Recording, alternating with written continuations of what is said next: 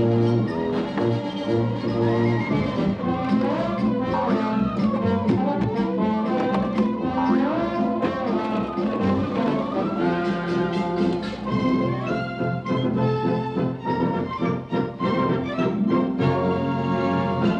course, I'm not seeing anything too clearly right now, am I? I mean, how could I, after 21 years of ironing your shirts and typing your papers and smiling incessantly at faculty teas and wheeling magazines around the hospitals, performing miracles with star-kissed tuna, cheering an ever-changing blur of students through their baseball, their basketball, their hockey, their basketball and their baseball and their hockey and their football and their basketball. Season after season, nothing ever changes. And then suddenly, you're Baroque, and I'm apparently early American. Shirley MacLaine and Anthony Hopkins going through a midlife crisis and a change of seasons. That's one of the new holiday movies we'll be reviewing on this edition of Sneak Previews. Two critics talking about the new movies in town. And across the aisle from me is Gene Siskel, the film critic of the Chicago Tribune. And this is Roger Ebert, film critic of the Chicago Sun-Times. Now, in addition to A Change of Seasons, which includes the second screen appearance by Bo Derek, our holiday movie list continues with Neil Simon's Seems Like Old Times, starring Goldie Hawn and Chevy Chase. Also, Ellen Burstyn as a special kind of faith healer in Resurrection, a wonderful new movie that's had some trouble at the box office. But first, Roger begins with a film that a lot of people have been eagerly awaiting, songwriter Neil Diamond's movie debut in The Jazz Singer. I'm afraid they've been eagerly awaiting in vain, Gene. It's one of the Christmas season's worst movies for sure. This new Neil Diamond version of The Jazz Singer is a modern-day remake of the 1927 movie, which starred Al Jolson, was the first commercially successful talking picture. Well, what nobody seems to remember is that the 1927 movie was pretty bad. It was a hit because it had a new gimmick, sound. And I'm afraid this 1980 remake is so much worse, it might have benefited from the introduction of silence. The new movie stars popular singer Neil Diamond playing a third-generation New York Jewish cantor who wants to leave his father's synagogue and try to make it big in the Los Angeles music scene. Laurence Olivier plays his father. You must come home with me now, before you forget everything you were ever born to be. Yes, sir! Stop! Come on! Please, for once in your life, would you listen to me? I know what you believe. I've tried to live up to it, Pop. I swear I've tried to live up to it, but I can't do it anymore. I can't do it anymore. Pop, I have things inside of me. I have to express them. I have my music. I have my life, my feelings. Maybe they come from God, too. I don't know. I do know I have to do it my own way. Does finding your own way include leaving your wife?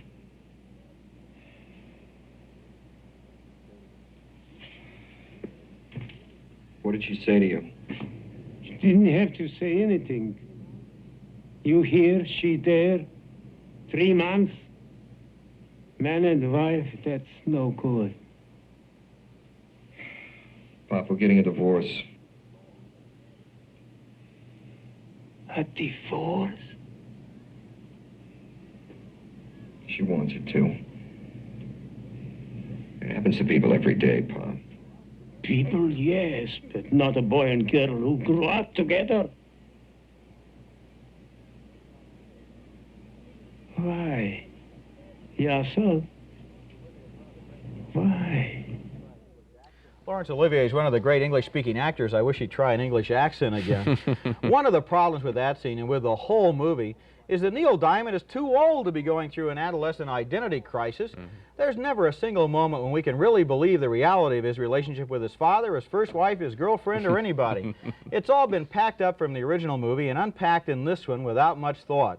And Neil Diamond is certainly not a good enough actor to sell us on the story. He never comes alive in this movie. He's so closed up in himself he can rarely even look the other actors in the eyes, always playing to the third shirt button. Look at this scene with Lucy Arnaz as the music agent he meets in Los Angeles. If I don't get that call from Bubba, I'm going home. Look, he'll call, and he'll get you that job, and I promise you I will get Eddie Gibbs to be there. I don't know, it's getting late. I know how to get you to stay. I'll give you my body.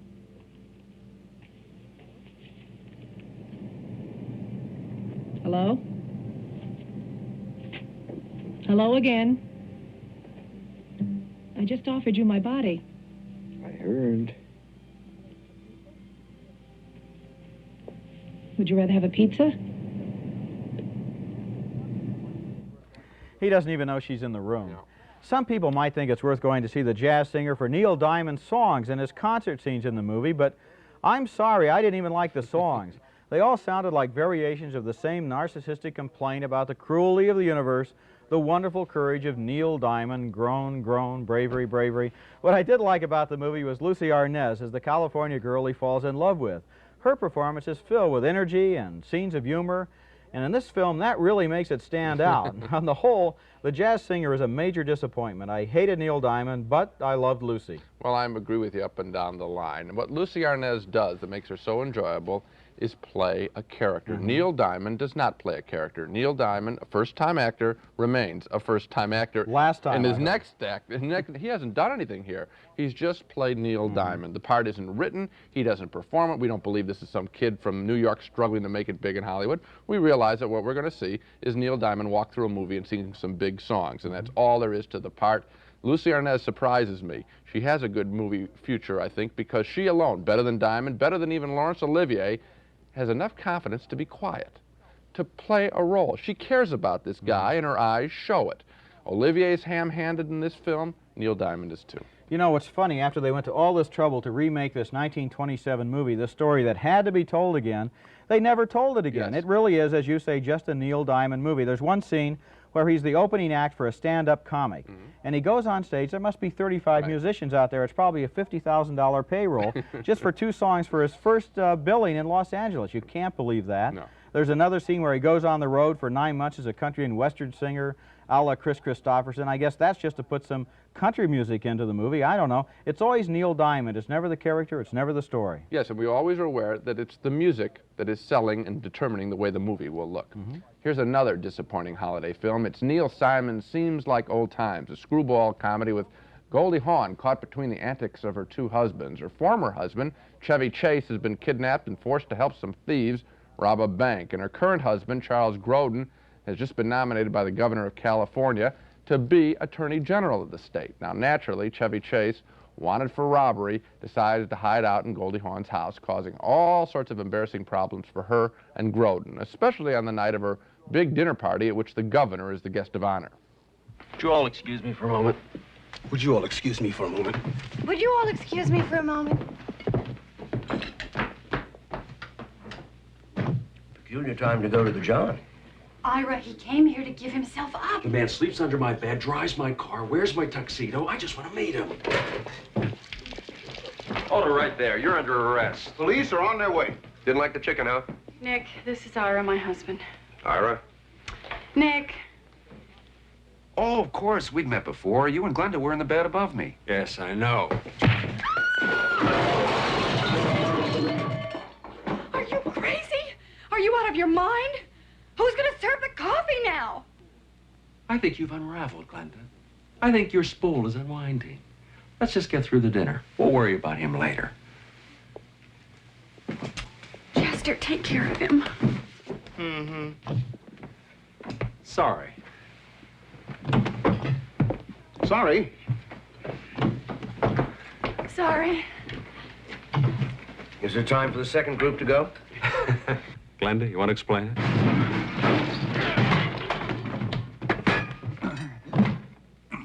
You rang, madam? Oh, brother, it's all so forced, so predictable. A gag here, a gag there, Chevy Chase falling down again and again. The characters aren't fresh. And unlike the screwball comedies of the 30s and 40s, those grand old films which constantly astonished us with their comic inventions, there's very little that's surprising or off the wall in this movie. Seems like Old Times is more like a TV situation comedy, with Goldie Hawn predictably expressing shock with her wide eyes, Chevy Chase doing his pratfalls, and Charles Grodin acting as always like a stuffed shirt. Absolutely no surprises here, and that's fatal to a comedy.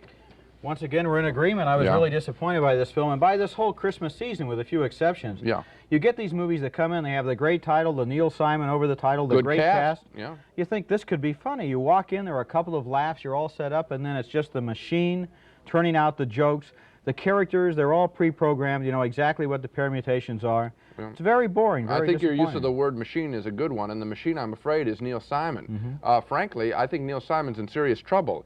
he hasn't made a film, I don't know about you, but he hasn't made a film that I've liked, a full-length film in a long, long time, early 70s. And the last chunk of a film that I liked was that one with Maggie Smith, California Suite right, with Michael Caine. And that was just a little chunk in a movie. I think he missed a bet here, for example, when he brings that governor in. It's just George Grizzard. He could be the governor of any state in any movie in the last 50 years. Why not go for the obvious joke? They're in California, bring in a Jerry Brown type, have him be kind of hip, you know, and he's wondering what's going on in the kitchen. That could have been a little funnier, but no, this is all so predictable. That's the word. You just sit there and you're amazed that there are no surprises. Well, I'm afraid the show is not going to go uphill from here. Remember that crummy movie from last October called Loving Couples, where Shirley MacLaine found out that her husband was cheating on her with a younger woman, and so she went out and decided to have an affair with a younger man. You remember that? Well, for some reason, Shirley MacLaine has made a second crummy movie on the very same subject. It's called A Change of Seasons, and this time, her husband is played by Anthony Hopkins. Hopkins is a college professor who has an affair with one of his students, played by Bo Derek, and then MacLaine, his long-suffering wife, has an affair with a hippie handyman, played by Michael Brandon. They all pretend to be real, liberated, cool, and open-minded about the whole thing, and in fact, both swinging couples take a winter vacation together in the scene where Hopkins and MacLaine trade nasty remarks while they wait for their lovers. It's not too late. You talking to me? Who else would I be talking to, Adam? It's not too late. We could call the whole thing off. Getting cold feet? I'm not, but you seem less than joyful. I've never felt more joyful. Well, we could go alone, like we usually do. What about Davy Crockett? Pete. You'd understand. How about little Lulu? The name is Lindsay Rutledge. She'd probably be very upset, and because unlike you, she happens to love me. I love you, too. You have a very strange way of showing it. What am I supposed to do? Like Dante, you have somehow moved to a higher circle of paradise. I get it. Morning! It's for you. I know. Good morning. Morning. Good morning. Morning. Morning. Cold hand? No, I have a warm heart. You park your Huskies good? Actually, I have a pickup. Hi, come in. Hello, Karen. Hello. Lindsay Rutledge, hi. Lindsay Rutledge. Well, it's so wonderful to meet you. I've been wanting to meet you for a long time. Is that a fact? Why is that? We have so much in common. What? Adam. Yes, Adam is common. Ha ha ha, very funny. He's like this in the morning. I'm sorry. Of course, you know that already. Hi, I'm Pete. Lindsay Rutledge, hi. Hiya. He's very nice. Him? Sure he is. Terrific. No four human beings in the entire history of the world, in the entire history of the human race, in that situation ever said anything like that. Yep. A Change of Seasons is a completely ridiculous movie in which everybody stands around in the middle of impossible scenes like that one, trying to survive that awful dialogue in one piece. People don't talk like that. This movie is being promoted with a hot tub scene showing Bo Derek in the nude. Well, that scene is in the first 3 minutes of the film. It is the first 3 minutes of the film, and it has nothing to do with anything else in the movie. All it proves is that Bo Derek looks great when she's all wet and jumping up and down in a hot tub. Well, since you already proved that she looks great all wet in her first movie, 10, I think it's time she moved on to greater acting challenges. Well, as you point out, since there's nothing else in the movie, let's deal with that Bo Derek issue right away. You know, this reminds me of a time I went to a carnival in Indiana, and they had a big sign out in front that said, "The man with the world's largest foot." You walk in, you pay your quarter or whatever it is, there he is, and you walk right out, and bang, it's over before it happens. So people are going to get roped into this picture, see Bo Derek nude again, it's over in 3 minutes, and you're gone. I mean, this is a classic carnival ripoff. There is nothing else in the film. Shirley MacLaine giggles halfway through this picture. I don't know what's going on in her career. I don't know why she would take a part like this. Anthony Hopkins, since he has nothing to do or a real character to play, you just notice his sotto voce mannerisms. Very bad. You know what stuck out for me in this movie was the way they desperately tried to give characterizations to these people who had no real existence at all. For example, the Michael Brandon character, he has one speech. His parents were crushed by a semi-trailer truck. Then he moved to the North Woods. Then his family was wiped out by insecticides, you know. Then while we're crying over him, then we get another character, Bo Derek's father. What do they give him to make him seem like a character? He walks into this swinging weekend with a suitcase full of lobsters. It's just, Weren't you it's stunned? totally, yeah, I thought, What's he doing with those lobsters? I mean, it has nothing to do with the scene. Yeah, these are, again, not real people. A very mechanical movie, just that hello, hello, hello, that kind of thing, not real people. You're right. At last, a good movie. Our last. next film is something quite special because it's a wonderful motion picture. But because of its subject and its title, it's having some trouble at the box office wherever it plays. The film is Resurrection, starring Ellen Burstyn as a woman who suffers a near-fatal car accident. In fact, she's clinically dead for a few minutes, and while dead, she has one of those visions of heaven, a pleasant vision, bright lights, and all of her dead relatives and friends at peace. That experience, needless to say, affects her profoundly, and Burstyn develops a special talent from it, an ability to heal, to work genuine miracles, to heal the lame through the power of love. She doesn't heal through a traditional appeal to God. She just speaks of the power of love, and that gets her into all sorts of trouble in her very conservative religious town. Another problem is her strained relationship with her father. Even though he's dying, he still refuses to make peace with her. Daddy, you drove us all away from you. All of us. Mama into her silence, where she stayed until she died of grief. Sam to Vietnam, where they killed him.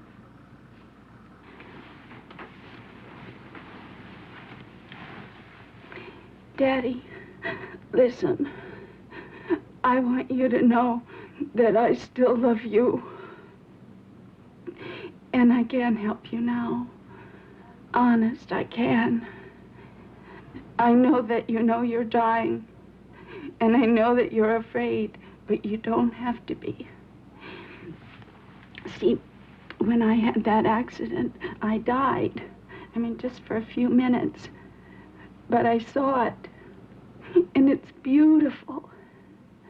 It is. Everyone's there. Mama and Sam and Joe, and Mr. Condon, the grocer, and Mr. Stratton. Do you remember him? And Daddy, there's music. Bells and chimes. And you begin to feel like you understand everything. And you don't feel your body anymore. And there's this light, and it's so bright and loving, and you can feel it reaching out for you. And everybody that's there, Mama and Joe and Sam, everybody is helping you do it. And then pretty soon, you begin to understand that you're made of the same light. It's rare that you see in an American movie that kind of emotional power these days. Burstyn is run out of town because she doesn't kowtow to the religious zealots there. She refuses to credit her miraculous powers to God. But before she leaves town, she and her ailing grandmother have a final heart-to-heart talk. Goodbye, cousin. Bye, Kathy. You take care of you here. You too. You all go on. I want my goodbye private.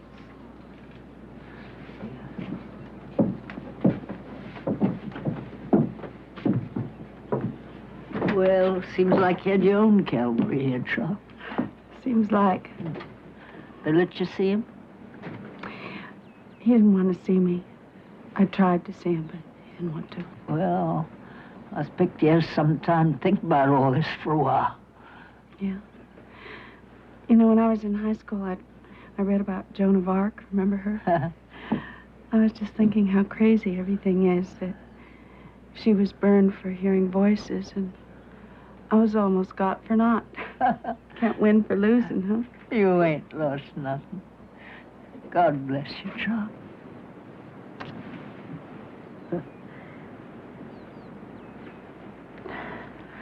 What is it? Well, I just got this here feeling this will be the last time we saw each other.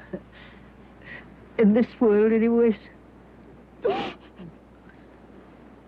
Well, you saved me a good place on the other side. I'll save it. I love you, Grandma. Yes, that's it, ain't it? If we could just love each other as much as we say we love him. I expect there wouldn't be the bother in the world there is. I expect.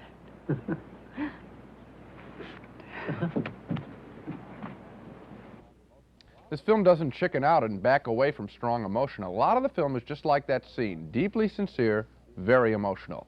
That remark about loving other human beings as much as we profess to love God, that's at the heart of this film's provocative message. It's a refreshingly emotional story, beautifully acted by Ellen Burstyn, and yet it's proving to be a difficult film to sell to audiences, and that's too bad. However, some good news. Universal Pictures, which is distributing the film, is planning, we hear, a new campaign to promote the movie. And in the next couple of months, Resurrection will be making its way around the country. I think we both recommend it, and we recommend that you look for it. I sure do. Do you remember that film a couple of years ago, or maybe a year and a half ago, called Beyond and Back? Yeah, it was one of our Dogs of the Week. Right, a terrible exploitation picture about people who said that they had died briefly and gone out of their bodies, had spiritual experiences, came back, and now they had trouble grabbing doorknobs and things like that. Just ridiculous. Here is a serious, constructive, human, caring, loving film on the same subject. It's so rare to find a good American movie on issues like death and caring for other people and trusting them, and it was just refreshing for me to sit there and watch this film and experience it. What I found particularly refreshing is, you know, they could have wrapped themselves under God's mantle. I mean, they could have really got involved in that traditional explanation of religious explanation. Instead, what they do is really provocative. Just like the grandmother says in that scene, if we would love each other as much as we profess to love God, maybe that would be God's will. That's the implication. You know, Hollywood makes a lot of godless films. I think that's what you were saying, that it's rare that we get a subject material like this. This is a very courageous film, well told, and provocative, not traditional. I'm impressed. I hope that Ellen Burstyn is at least remembered at Academy Award time for a nomination for this performance, and I'm glad that Universal Pictures is going to make up a new campaign and bring it out again. It's probably going to be hard to find. It'll play in different markets around the country at different times, but it's sure worth looking out for. Well, here's some films to look out for, but for a whole different reason. Spot the Wonder Dog. Time for Dogs of the Week, where we each pick the week's worst movies. Well, Gene, my dog this week is called Invincible Devil, or at least the print I saw was titled Invincible Devil. What the movie is really called is anybody's guess. You know you're in trouble when you walk into the theater and the movie starts with a hand-lettered title card that's flashed on the screen while they play the same music. They usually play for that sign that says, "Ladies, hang on to your handbags. Your cooperation will help lessen their chances of being lost," right? After the title came off, the movie announces, "This is the first film ever made in stereophonic sound." Now, that would have been more impressive if the movie had been made in stereophonic sound, but it was not. Apart from that, Invincible Devil is another interchangeable kung fu movie with one new twist. At one point, the hero is attacked by 6 guys who clang cymbals together in his ears. Now, if they'd been in stereophonic sound, they might have been invincible. Good addition there. Well, let's ring out the old year with my Dog of the Week, New Year's Evil, yet another mad slasher movie. This one is particularly cruel, telling the story of an irate husband who seeks revenge on his show business wife by terrorizing her on New Year's Eve as she hosts a punk rock midnight special type show. He threatens to kill a different person on the hour as each of the nation's time zones celebrates the new year. A nurse is stabbed repeatedly in the chest. 2 other women have their throats slashed, their breasts slashed. Finally, the creep hangs his wife in an elevator shaft. It's a horribly gruesome movie. Now, a couple of years ago, when we came up with this idea, Dog of the Week, we thought it would be kind of fun to knock off a couple of lousy films each week. And as recently as last year, our Dogs of the Year were pretty funny, but not lately. And for that, our regrets. In 1980, as we've said many times on this show, part of the movie industry has turned awfully sick. And our Dog of the Week feature, with pictures like New Year's Evil, sometimes gets transformed from a couple of laughs into a depressing warning. Let's hope that the new year brings us some silly bad movies and an end to all this cruelty. Hear, hear. And so much for the dogs. Now let's take another look at the main movies on this program. The Jazz Singer stars Neil Diamond in the story of a middle-aged musician's adolescent crisis. Both Gene and I thought it was ridiculous and unbelievable, except for Lucy Arnaz's good performance, so we both vote no. We cannot recommend you see The Jazz Singer. Seems Like Old Times is the new Neil Simon comedy with Goldie Hawn and Chevy Chase. We both thought it was a tired old rip-off of classic screwball comedies. Had 1 or 2 funny bits, but that's all, so 2 no's for that one. A Change of Seasons stars Shirley MacLaine, Bo Derek, and Anthony Hopkins in a change-your-partner sex comedy that is incredibly idiotic. 2 very, very strong no votes for that one. But finally, we both admired Ellen Burstyn in Resurrection, the story of a woman who can heal through the power of love. This is a very special film, and we both strongly recommend you look for it when it comes to your town. Well, it seems to me the worst movie of the holiday season has to be A Change of Seasons, right? That's the one that I think is really awful. Change of Seasons. At least the Jazz Singer had Lucy Arnaz. Now, we've knocked a lot of holiday pictures. People still want to go to see films this time. What can we recommend? I think our top recommendation is for Raging Bull, the fighter movie. Jake LaMotta, played by Robert De Niro. A terrific performance by Robert De Niro. A lot of people have been objecting to this film, objecting to the violence in it, and all I can tell you is that's what the movie's about. It's about violence. How does it occur? From a city character, that's the only way he can express himself. I agree with Raging Bull. It's a good picture. I think there's a good chance that Robert De Niro will win an Academy Award. Another picture I recommend for the holiday season is Robert Altman's Popeye, with two great performances. Robin Williams as Popeye, and Shelley Duvall was born to play Olive Oyl. It's awfully good, I think, but we're sort of alone as critics. Maybe it's too surprising because it's sort of an adult Popeye rather than just a kiddie show. A film that I like for the holiday season, Any Which Way You Can, with Clint Eastwood and that wild orangutan named Clyde. We were talking earlier about a screwball comedy, and seems like Old Times wasn't it. This may be the screwball comedy for the holiday season. We disagreed on that, and I still don't think it was a very good movie, but I think back with increasing affection upon Clyde. Another Christmas movie that I liked was 9 to 5, the screwball comedy about three secretaries battling it out with their male chauvinist pig boss. And the reason I liked it, because it was a very uneven movie, was because of the movie debut of Dolly Parton. I think she's going to be a major star. She is wonderful in the film. If you go see it, that's, I think, what people will enjoy. And right now, the #1 best-selling holiday picture is in the country, Stir Crazy, with Gene Wilder and Richard Pryor in prison, and they don't want to be there. I like Richard Pryor's performance in this film. I think that's why it's getting such big attention at the box office. I think Pryor's hysterically funny in the film. I recommend it. I didn't like the second half. I can't recommend it, but on the other hand, there you go. There wasn't much this Christmas to see, so I guess the thing we're really in agreement on is Raging Bull. That's the one to see. Well, that's it for this week. Sort of a disappointing finish to 1980, the holiday season, which I guess is sort of appropriate because this has not been a good year for American movies. However, next week, after a lot of hunting and scratching, Roger and I have each picked our top 10 favorite films of 1980, and we'll have those choices and some arguments about them next week on Sneak Previews. Until then, see you at the movies.